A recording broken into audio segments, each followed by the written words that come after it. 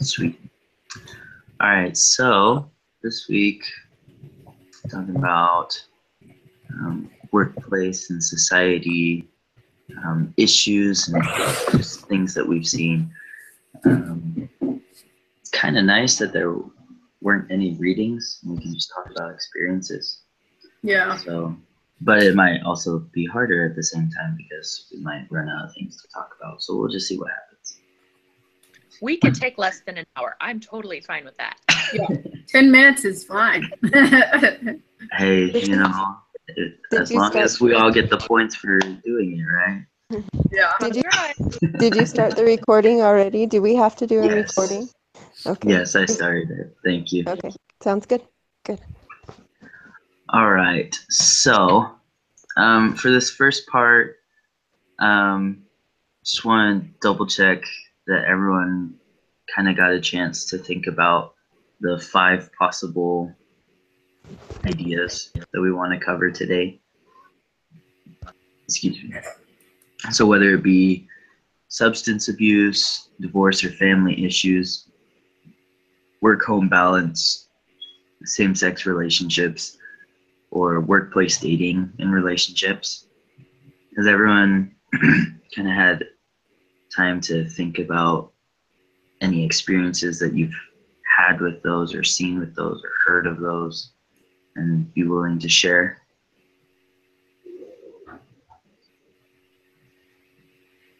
So I have another kind of strange thing to add to it. Okay. So I have some friends who have left the church, and I've noticed even working with them and talking to them, sometimes there's awkward things in that because you'll mention church stuff. So it's kind of interesting. It's kind of different. Anyway, it's kind of weird. I guess it goes. I've got sort of a similar thing. I didn't work with this lady, but I knew her very well. She was one of my visiting teaching sisters, and her husband a few years ago found a lady on the internet and started a relationship with her, and actually moved this lady and her children across the country and left his wife and children for this new family. So she actually moved into my house, and she and her kids lived with us for about a year. And in Virginia, it's extraordinarily hard to get a divorce. You have to be fully separated and showing that you're living separately for a full year before either party can file for divorce. And then once you filed, it takes about a year to go through all the proceedings before it's finalized. So I had this friend of mine go through this process that I was very close to, and I know how it impacted every aspect of her life. It turned into something that was horribly emotionally difficult for her, and she went from having somebody who could help stay home with the kids when they were sick, or pickups and drop-offs and all of these things, turned into a much more complicated situation because he wasn't part of the picture. And she was just so emotionally fragile that she really wasn't functioning very well. And even though she was still working, I know that it was causing issues at work. None of her coworkers wanted to deal with her drama anymore. And they, at first everybody's compassionate and understanding. Right. It drags on for 2 years. Everybody's like, we're sick of hearing about this. Just get it together. So in that aspect, with a work environment, having something, a major life event, problems at home, can cause major impact at work. She was not productive, even though she would still go to work and still was able to keep her job. It was not good. It was not the same for her. So that's my little that. That's interesting. Great, thanks. Arlie or Connie, do either of you have experiences with any of those things that we're supposed to think about? I don't right now. Let's see. There There's one that comes to mind, but I want to think about it for a minute and see if it's really workplace related. Um, so let me think about it for a minute. Arlie, do you have anything? Uh, yeah, I'm the same way. Can you read? Sorry, I'm not looking at my notes. Well, it was work-life balance, divorce, and then what was the other? Same-sex attraction, and then Yeah, so there's substance abuse, divorce, family issues, work-home balance, same-sex relationships, and workplace dating and relationships. okay. Oh. So I have. Sorry, Erin, you go. No, go for it. I'm thinking of something because all of those apply in where I work out. But okay. All of those apply. I don't have anything. So if you want to move on or let Arlie or someone else, did either of you, like Erin or Kaylin, did you have something else you wanted to add? Well, I did. I have something that popped to my mind that's more directly related to this stuff. So my brother-in-law is a counselor, and he teaches counselors how to be counselor at a university in the South. And he gets pressure all the time to push same-sex stuff, even though he doesn't believe it. And like there was a conference that was pulled out of Alabama just because they wouldn't say that they were this or this. I mean, it happens all the time. There's all this political pressure to. Anyway, I just thought I'd add that because I didn't know if anybody else had experiences like that. It's a tricky web he has. Very careful how he has to counsel people, with his own belief system. Right. All right. How fun is it? If you're still thinking, I can go ahead and share mine. So, just as I was watching Sister Krieger's little intro video for the week, the experience that she gave was the idea that when she was first working, she was still single and just trying to focus on social things compared to a lot of her coworkers who were like older, married, like their focus was their family and work.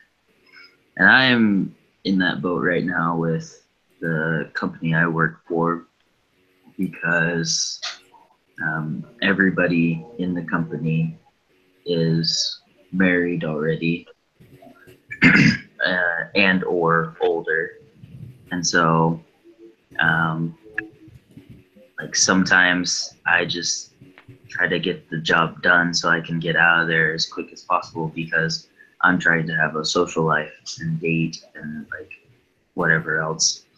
And so sometimes it can be really stressful just because my boss will sometimes last minute add more jobs to my schedule, like while I'm already at one. And so kind of messing up my plans and whatever. And so it's kind of stressful, just trying to balance that idea of having a life and like being me, finding ways to relieve my stress and just enjoy my time while I'm in college and then trying to work and things like that. Yep. There's a big balancing act there. Okay, so I finally put together my thoughts. So just going along with work and life balance, I for like right after high school, I started working in the restaurant hospitality, and in the hospitality, like this is you work Sundays. Like I can't remember not working most Sundays. I always work Sundays, and I think that, and the only time I had a break from that was while I was in school for a few months. And so I remember it was hard for me working when I was 18 and then going on my mission and having such a structure of going to church Sunday and all that. And then coming back and going back to work and maybe going to church once a month. And so I did that for a really long time, and it was really hard for me to balance my calling, my job duties, and like work and my life. And I remember I spoke I recently spoke actually to my state president, and I mentioned to him that I was going to graduate soon, that one of the harder things for me was going to church because I was always working. And I said, well, what can I do? And he said, you have, at this point in your life, you have to do what you have to do. And if that includes, he's like, I'm not going to tell you not to work. I'm not going to tell you to work, but I'm going to tell you to pray about it. And so I did. And now I have this job where I work Monday through Friday, and I finally have Sundays off. And it's really weird for me now to have that structure and that balance. But it's just a testimony to me that when you pray for something and something like that, it's like keeping a Sabbath, that it will happen. Because I just like it's just happening. I don't know. I can't eloquently express how I feel, but I just always say that I just have a testimony. Like, pray for something, that it does happen, and that sometimes you have to do something that you know. I don't know. That's what's right at the moment, but eventually, those answers are heard. Yeah, that's my story. That's terrific. And I think it fits in perfectly with this because, you had work situations that were, taking away from something that was important to you, but you were able to be blessed and have something work out that's going to be better for you in the long run. I think that's awesome. Thank you. Yeah, and you kind of led into the next part that I kind of want to talk about, which was now that we've kind of discussed some issues or just things that we've experienced or seen, like thinking about how to get past it, how to deal with it, how to work with it, and everything. And so, Arlie, you talked about like how you, what was it, your bishop that you talked to? My stake president. Stake president, yeah. So like you talked to your stake president, got advice from him, you prayed, and like things worked out. So like for the rest of us, whether it be talking to like a church leader or like your boss or the HR manager, like what are some ways that you think you could try and get past those issues that we've talked about thus far?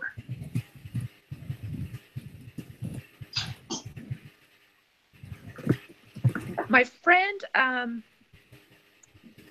going through the divorce, I think she would have been well served seeing a counselor of some sort.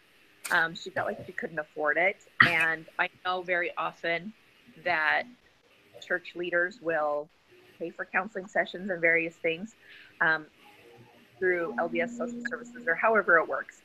But I think that's something that she really should have sought out. And I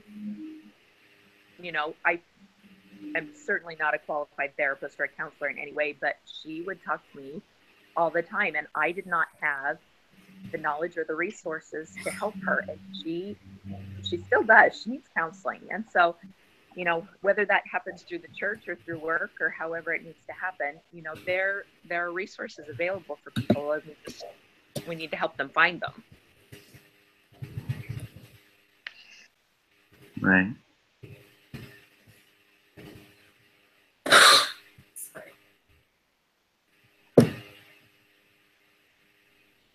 I think for mine, the biggest part would come just from like talking to my boss or the person doing a lot of the scheduling.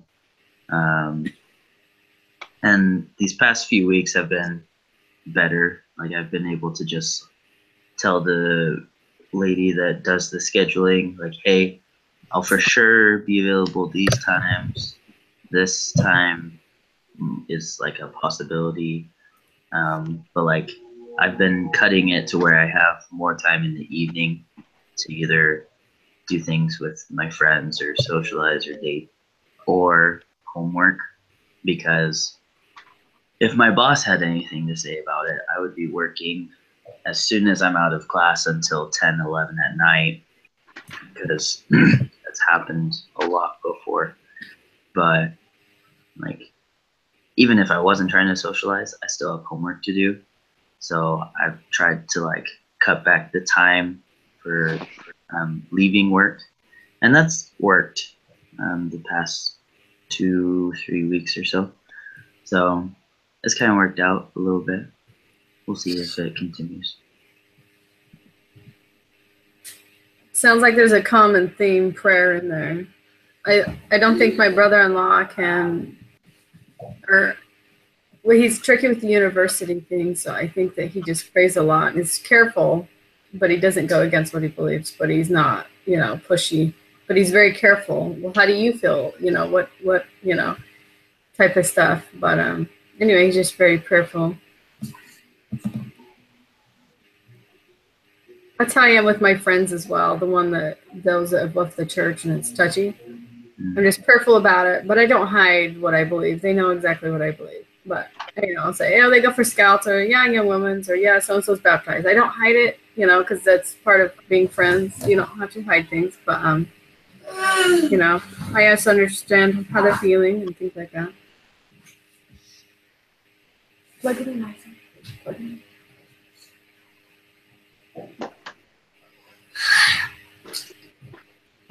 I really like what all of you are saying, because it gives me good reminders. Like Arlie, how you shared that about the prayer, about how you were advised to pray, and then how Aaron, how you said that you don't feel qualified to counsel your friend, but you know that she needs it, and how we can redirect people to the resources that are available.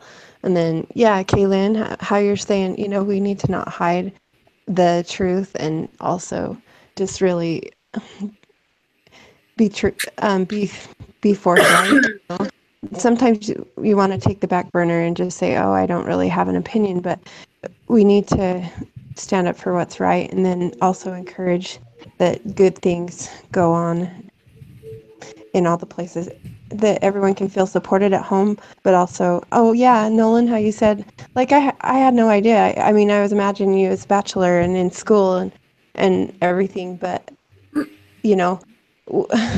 work, I didn't realize you were getting work piled on and all that, and it just even being aware of that, helping people to know what your life balance is like. Maybe even at the workplace, when more socializing goes on, people can work better as a team and offer each other support, and but not be just being aware, I think, is great. Okay, that's all I have to say. Thanks, Connie.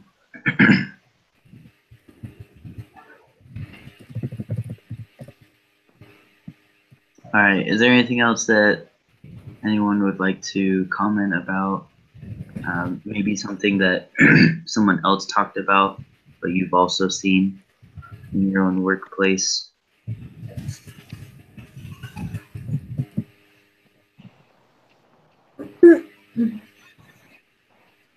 Isaac, turn it down. Turn it down. I mean, I just have a comment, not about workplace, but just in general about us as members. Like, we're really blessed to have the resources that we have, that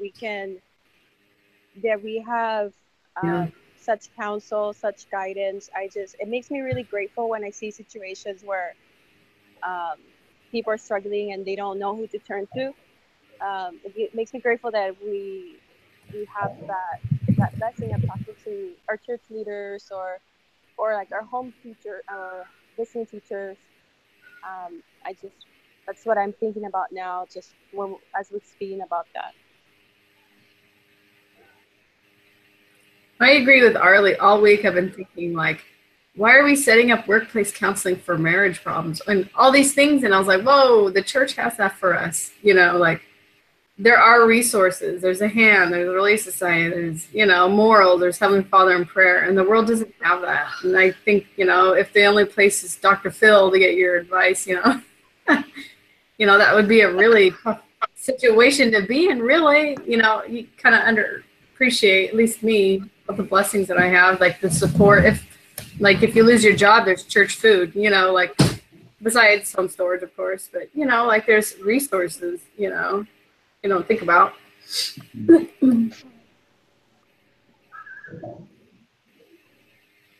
Yeah, just thinking about that, you can realize how well the church is prepared because we have leaders who are inspired, and just the idea that Heavenly Father and Jesus Christ are the ones that are truly leading us, and like they have everything set in place to help us with whatever troubles we're experiencing.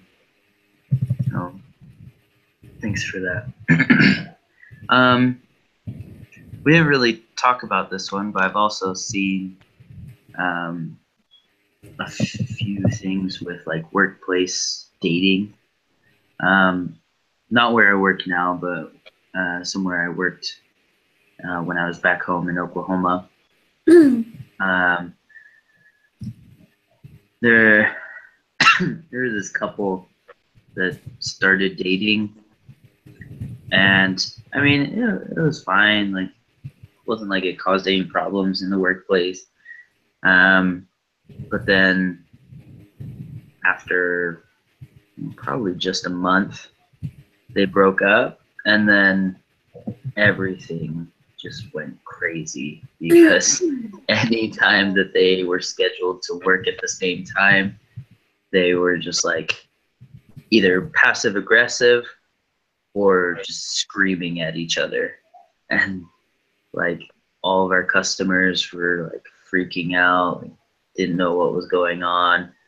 I was just over on the side, just like, oh, please, goodness, just stop, just go home, like something. And it's just like, it's so difficult if it doesn't work out. Like I've seen instances where it works out and it's great, and like then you're working at the same place and you have no problem, you can help each other, blah blah blah. But when it doesn't work out, it just ruins so much, like your own productivity, the productivity of everyone around you, the customer's experience when they're seeing what's going on, all these things. They're just like huge issue.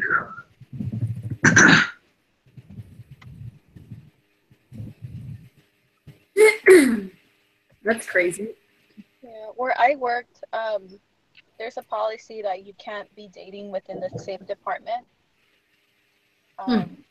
So if you were, and we have so many, but yeah, you can't be dating and be together. So they separate us, or not separate, but they like put them apart and make sure they're not interacting.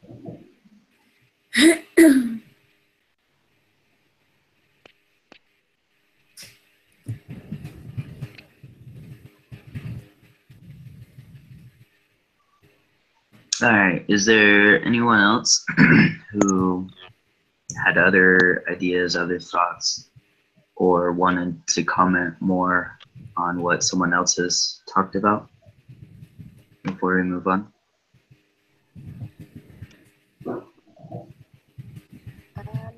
go ahead. All right.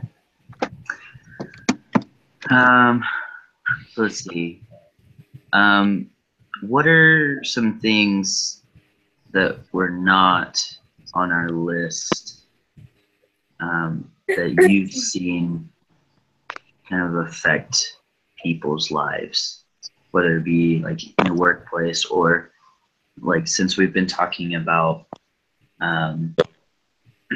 church as well, like things that have affected people at church or at school.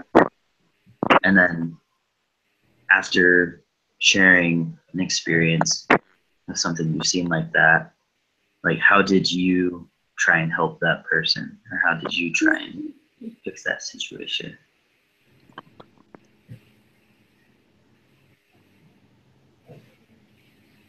I have another experience. Okay, go ahead. So I don't know if it was on there, but death. So in the like culinary department where I'm at, it's a very close knit like group.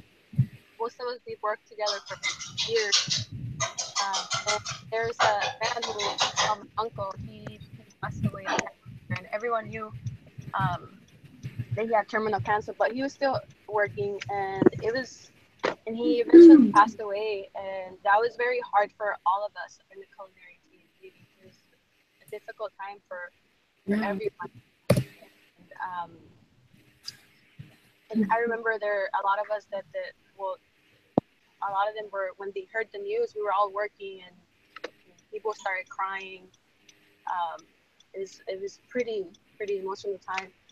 And I remember just thinking about the Plan of Salvation, and I mentioned it to somebody where I was just like, like, I kind of talked about the Plan of Salvation at that time, and I just remember how difficult it was, but then how close we were after that, and how I had the opportunity to talk about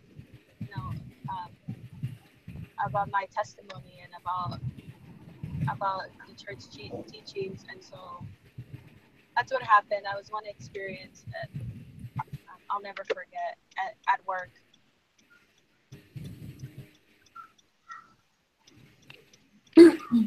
Thanks, Harvey.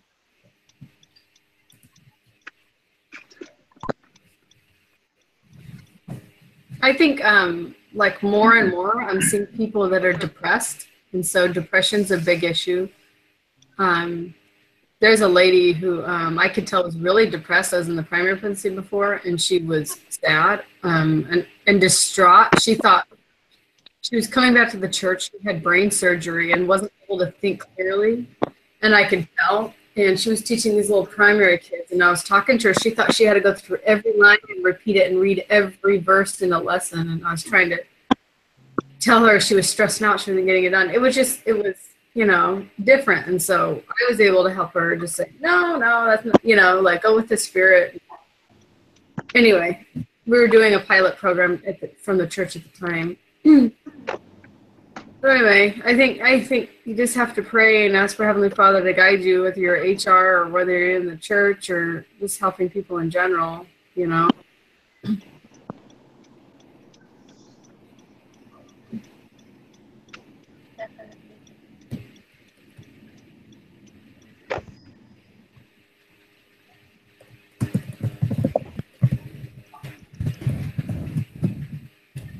Aaron or Connie, did either of you have anything that you wanted to share? Excuse me.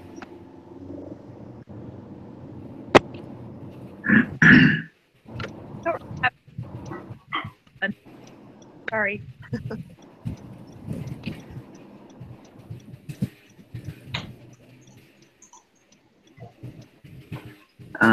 I had an experience. It was not 2 days ago, but last week Sunday. I have a friend here, and she is just really stressed and has a lot of anxiety about the end of the semester, as well as a bunch of other things. The end of the semester part isn't because of finals or anything. It's because we're coming up on our 7-week summer break, and so she's gonna go home, but she doesn't really enjoy being home anymore because her home isn't very welcoming. Her family, they're kind of hard on her, and also because she's a convert and nobody else in the family really listen to the missionaries. Most of them are pretty anti. And so she was stressing out a lot about having to go home and being home. And she just kept saying, I don't want to go home. I don't like it there. I don't feel loved there. I like living here. I have friends who love me and care about me, like help me live the way I want to live. And if I go home, like everyone's just gonna criticize me and all this stuff. And also just try and be an example to her roommates who are struggling with their own issues and things like that. So she was just like, she needed to vent to somebody. And she and I are pretty good friends, so we ended up talking. She told me all that, and I mean, like Aaron said, I'm not qualified as a counselor or anything, so I didn't really feel sufficient for her to share anything with her, share ideas of how to overcome all those things and work through them. But you know, it was one of those instances where I was able to kind of retreat back into my missionary mode and try and just listen to everything she was saying, and then try and see what the Spirit wanted to have happen. And I just shared a couple things with her, and just the idea that as long as she's doing what she knows is right and working on being the best person she can be, it may not happen today, it may not happen over this break, but like eventually her family will see the kind of person that she's become because of how she's living. And then through that, her family would be more accepting and loving of her being a member and trying to help her and things like that. Because I had seen that multiple times throughout my life with friends back home and with friends that I made on my mission. And so, I mean, you can always give some kind of solace, even if it's not like the perfect answer or whatever someone's going through. But that was my experience.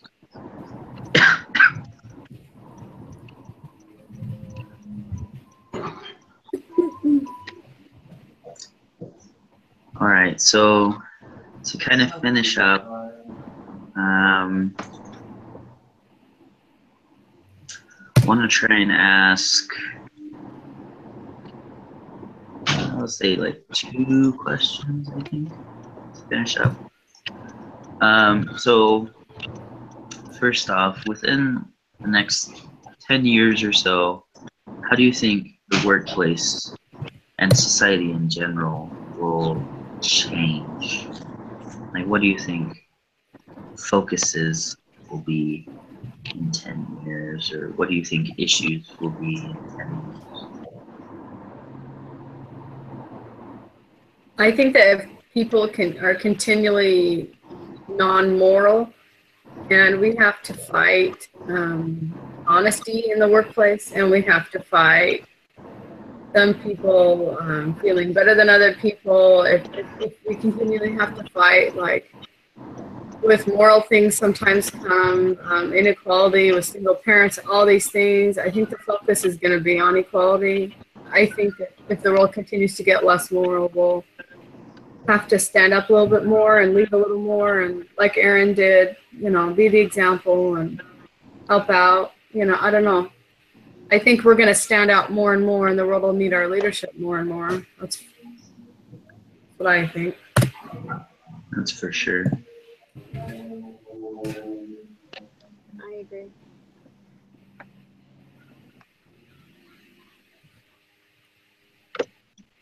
I like how Kaylin said that they'll need our leadership more and more. I think people hunger for the truth, and I think people want strong values. And we see it with a lot of the activism that happens, and in the name of equality and various things. And in a lot of those situations, I feel like those are good things. But we also need to stand up for Father's given us, and we need to be willing to be different and be willing to,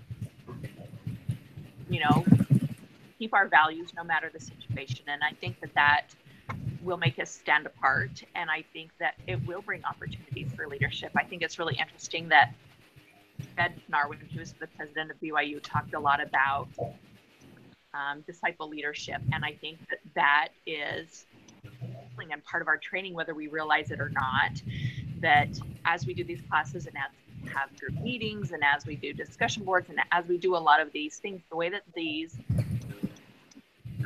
is helping us to become better leaders and being able to stand up in a workplace or a social situation and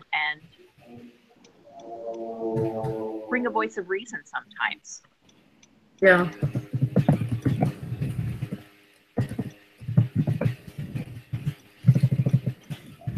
Great, guys. Thanks. So with that in mind, with us needing to be leaders and stand out and help out in the future, what do you think the biggest social issue is going to be in the near future? I know right now, in the past couple of years, we've been going through this like same-sex revolution almost, just where it's becoming more and more prevalent and getting momentum in like pushing for all these rights and things. And like feminism is becoming an even bigger thing as time goes on. But what, in your guys' minds, what do you think the biggest issue will be in the near future? I think income inequality, just in the Elder Oaks talks about it in his talks, just simply, like I said, having single mothers, single parents, they earn less. Therefore, there's huge inequalities there. I think anytime there's like unstable family relationships and marriages are cut in half successfully, I think there's just going to be problems, and then people are going to need more help. And I think that's what's going to drive the next whatever years. But that's just, and also all those, same-sex marriage and all those things. But I think that'll be the looming question. It was last political term. I don't know.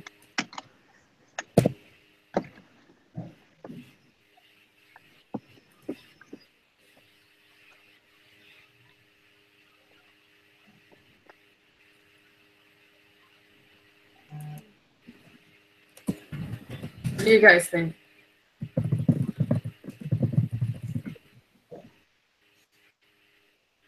I don't know. Politics is such a part of the everyday world, it seems, that any political agenda somebody wants to happen.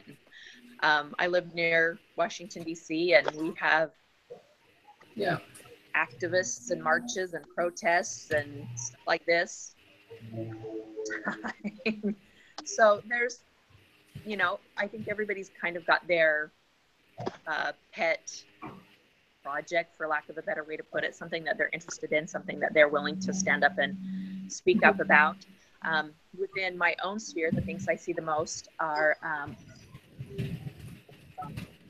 the Black Lives Matters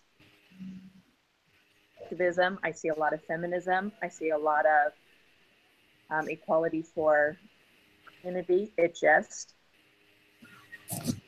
and right now there's a lot of backlash against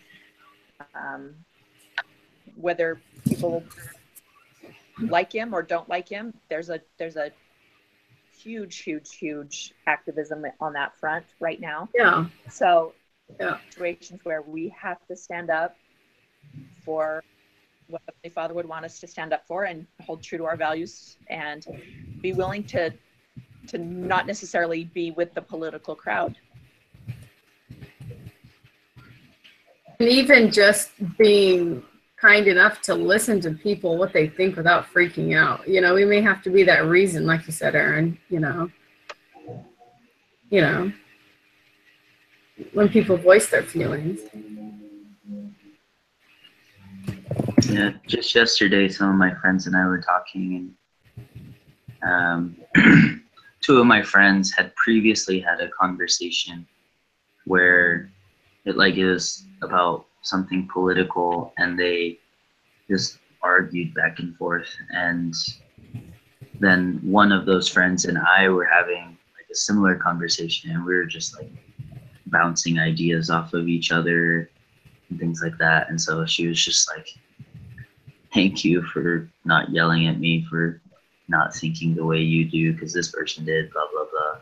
So like, it's definitely a big help to just be able to listen and take the time to understand the other person's point of view. Arlie, did you have something that you were going to try and say? I don't want to get here like political or anything, but I think that all these acts, for me, I think activism is good. Like, we need that stuff, we need to change the thought. I mean, we should still hold true to our values. But I think my fear is that in the future, everybody is going to be so afraid to, like, the freedom of expression, the freedom of thought is going to be a problem. Like, Yeah. where you say something and it's so against what, like, the status quo that you're going to be persecuted for it. I think that that's becoming a problem, and I think it'll be a bigger problem eventually, where you can't even express your own thoughts. And so I think that's why I think that activism is like, it's okay, it's good. Like, we need to have different thoughts so that we can encourage expression, so that we're not thinking the same. I don't know. That's what I think.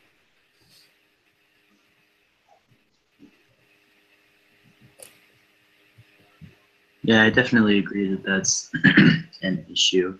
Everyone seems to get offended instead of being able to just understand that people have different points of view, and some people are more vocal about it, and that's totally fine.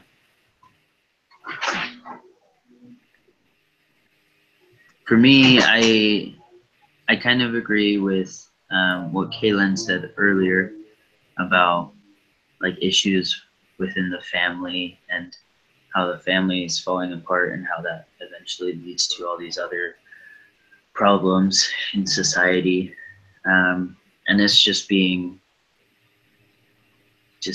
continually propelled into being a bigger and bigger problem, whether it be same-sex marriage or just the idea that the media says it's okay to do things premaritally and like live together and have kids and whatever, and like never actually become a family.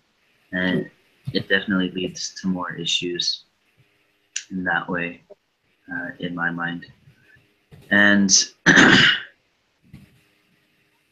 I also had another idea, but I can't remember what it was.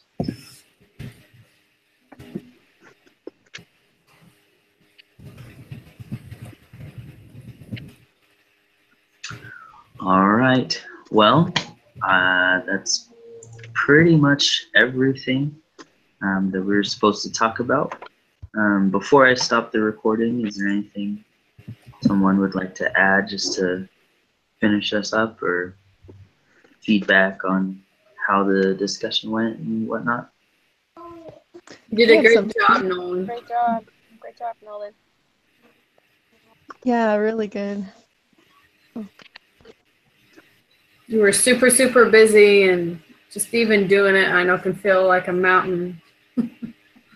Yeah. when we have all this stuff to do. So I think you did a great job.